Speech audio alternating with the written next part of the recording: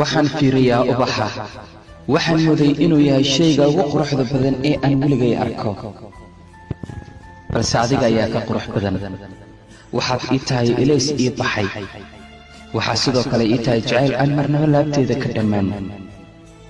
waxaan habeen iyo maalin ii hortaagan waa adiga iyo riyadaada waxaa kaloo igu soo kordhaya waa jacaylka aan kuu qabo dareen ayaad jirkayga ku leedahay dareenka jirkayga aad ku leedahayna waa mid aan la soo koobi karin mararka qaar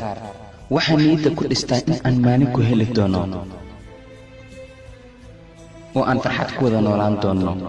waxaa hubaal ah in aad saxada caashaqa inaad adiga nolosheeda gelisay waxaan xalay saqdi dhex galay daruuraha samada iyo noloshii jacaylkeenna middii ugu wacneed uguna macaaneed waxaan dheelalaaba waxaa lii hor keenay laamihii jacaylkeenna kuwa ugu wacnaa abadkood ee aan rabnay aniga iyo adiga waxaan kaa sugayaa waa inaad dhankaaga ka ilaalisaa caashaqa sababtoo ah haddii aan caashaqa labadeena wada ilaalin dhibkeeda ayay leedahay waxaan kaloo kaala dardaarmayaa in aad ka ilaaliso hadimo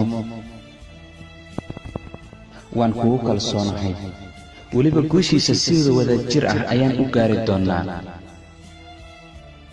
waan wada eegay wejiyada adduunka balse basharkaa qurxoon kaana wanaagsan maba sifayn lahayn arrimahan oo dhan qalbigayga kuma dhalan lahayn haddii aan adiga jacayl aan kuu qaadi lahayn mana fahmayn balse qofka aan dartiisa wax walba u fahmay waa adiga waxaana rajaynayaa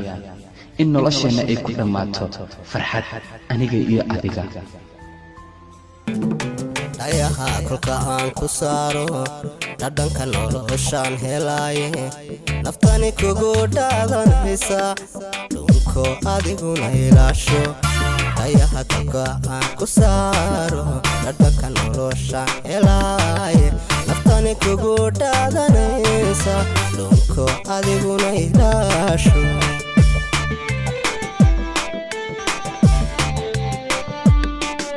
daraarta quranku waayo